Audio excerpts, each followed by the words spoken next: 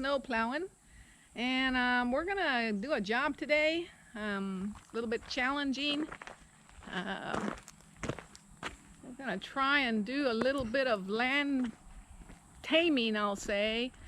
We don't have a bulldozer, so we can't do land clearing per se, but we're gonna give it a shot.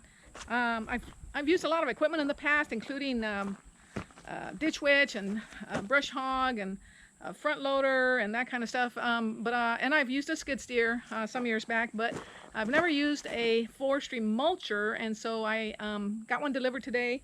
It's a rental, and I got one delivered today. Got a quick rundown on how to operate it, and I'm going to use that today to try and take care of this job. This is basically a property that is kind of a fixer-upper, and it has a lot of overgrowth, and so we're trying to tame it down, cut down some of the overgrowth. There's just too much woody debris in there, too much in the way of woody saplings, and so we decided we needed the forestry mulcher.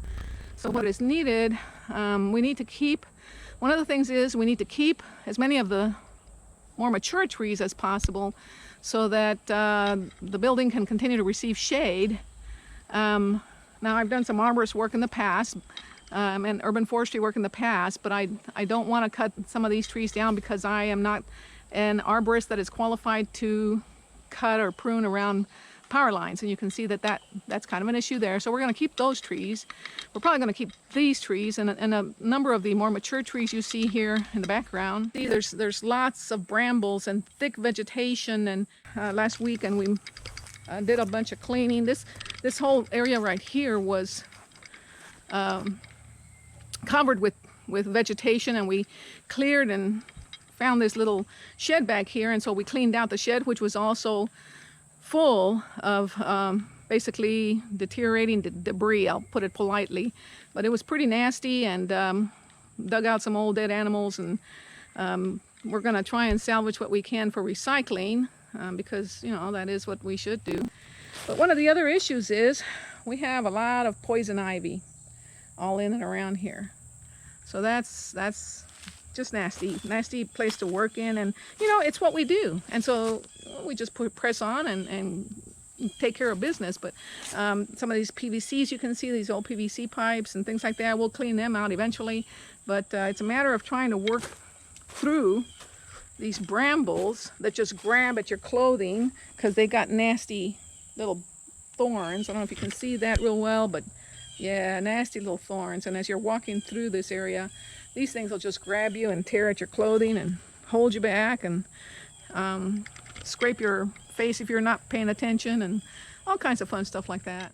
But you can see the woody vegetation and overgrowth, and that's why we're going to try and use that forestry mulcher.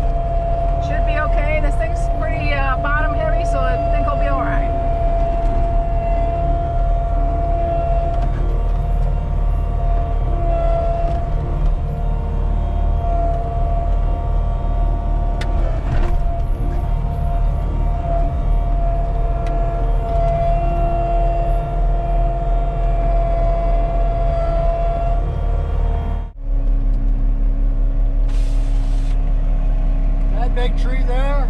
Yeah. That big tree there. Just go straight into the. It's all small brush through this path. Okay. And I'll get up at the front there and see where you're going. Make sure you come. Stay away from the front of the mulcher head. I'm gonna be way up there. All right. Be careful. Watch you from the back. Be careful. All right. All right. Hey, don't forget your hearing protection. All right. Here we go, folks. I love this stuff. This is fun. I hope this will be fun. All right, let's see what we got here. right now I'm trying to remember what he said about keeping it closed.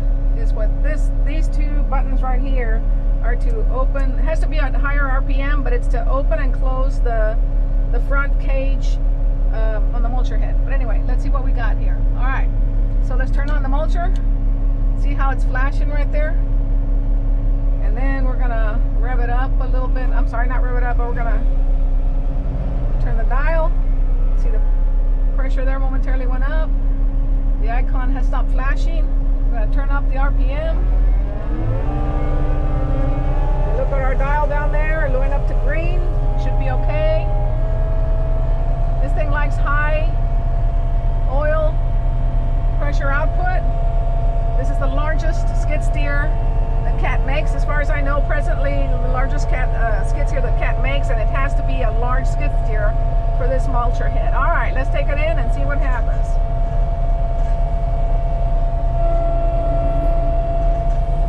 All right, and just cut me some slack out there for those of you who know how to run these things, because remember, I'm a learning.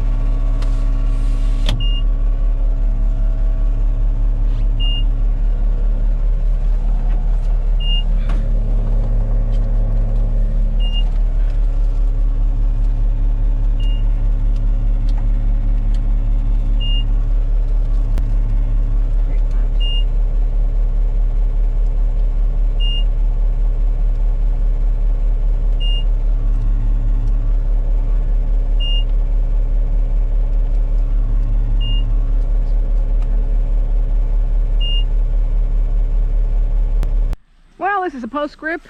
Ended the day a little short as far as the forestry mulcher. Let me show you the kind of work it did. It was fun. Unfortunately, it threw an error code after the first 15 minutes or so, so I called CAT, and they were very responsive. Good customer service. Hooked me up with their mechanic after a little bit, and they kind of talked me through it. And it code disappeared after a little bit. Looked like it was going to work again pretty good. Ran it for another 10 minutes, and this is the kind of work it does, and I'm real pleased with the kind of work it does. Unfortunately, after that second 10 minutes, threw the same error code again. And you know what? Machines are machines, and rentals, I know, get abused by other people and all that. So it is what it is. I will say this for CAT, my local CAT dealer. They said that they were going to look around and see if they can get me out another replacement mulcher as soon as they can.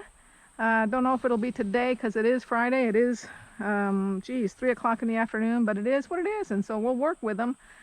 But I do like the work it's doing, and I do like operating the machine. So here's looking forward to a replacement machine, and hopefully we can get this area cleaned up the way we want.